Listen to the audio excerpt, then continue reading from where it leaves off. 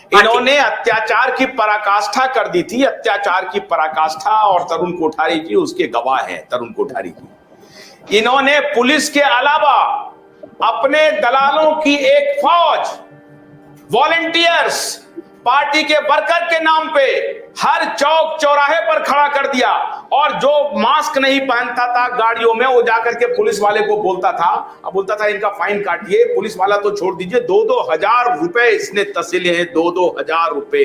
ये बेईमान मुख्यमंत्री दिल्ली का 2-2 हजार रुपए एक एक आदमी से तसीला है, जबकि सारे फैक्ट्स इसके खिलाफ थे। डॉक्टर तरुण कोठारी, ये जो स्वाति मालीवाल ने जो पत्र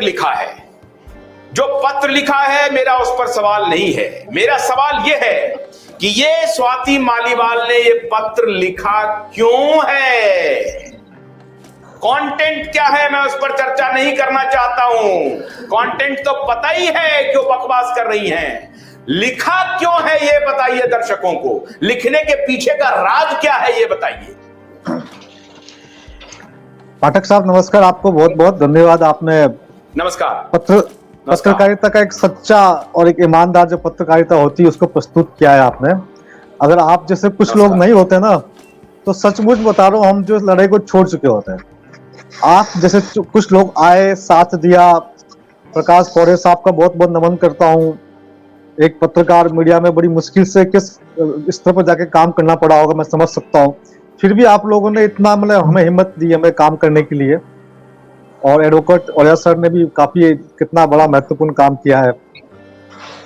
ये चर्चा बड़ी महत्वपूर्ण है और लोगों को जानना चाहिए कि आखिर क्या हो रहा है। पूरा दिल्ली में हमने केजरीवाल साहब से मिलने के कितने प्रयास किए हम लोगों ने। मैंने केजरीवाल साहब को ईमेल किए, कम से कम 6-7 बार ईमेल किए उस समय जब वो दिल्ली बंद कर रहे थे। केजरीवाल साहब के एक एमएलए को मैंने ईमेल किया, एक मंत्री को मिलने का टाइम दे दीजिए आप हमें। उसके बाद नहीं मिले तो हमने वहां जाकर धरना भी दिया, कोशिश भी करी, लेकिन वो हमसे मुलाकात तक नहीं की। इस बात से बड़ा स्पष्ट है कि अंदर खाने वो सब लोग आपस में मिले हुए हैं। अब चूंकि आपको बताना चाहूंगा 2-3 इंसिडेंट्स नए हो रहे हैं। एक तो क्या हो रहा है कि लोग जो है अब कोर्ट में जाकर के इनसे मुआवजे की मांग कर रहे हैं कि भाई हमको कंपनसेशन दीजिए, है ना।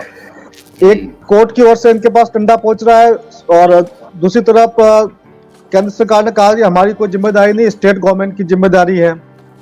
तीसरी तरफ मैंने केजरीवाल साहब को एक पत्र लिखा था, ये पत्र मैंने लिखा था 30 तारीख का। ये मेरा पत्र है, 30/11 का पत्र है।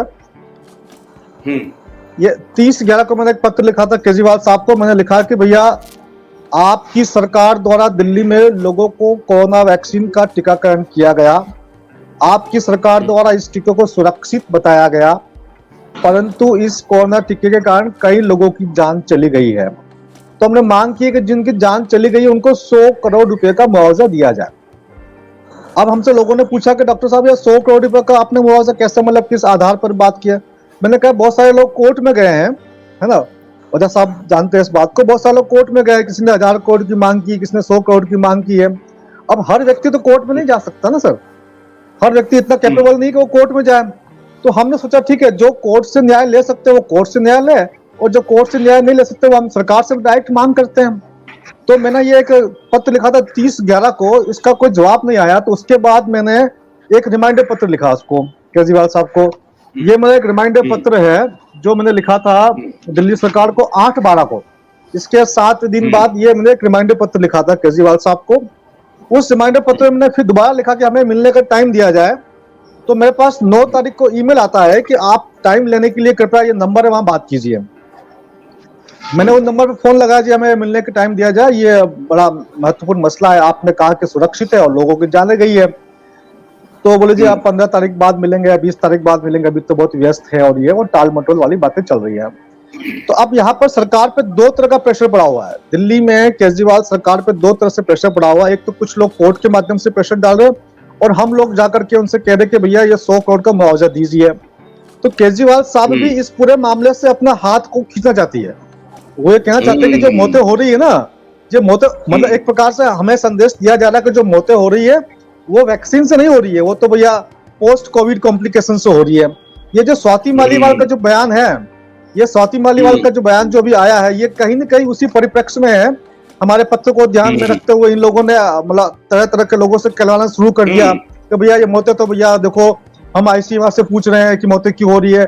अब इनको बात समझ में आ चुकी है, ये पब्लिक अब इनको छोड़ने वाली नहीं है, चाहे वो लड़ाई लीगल तरीके से हो, चाहे लड़ाई उनके वहां जाकर के प्रोटेस्ट करने के हो।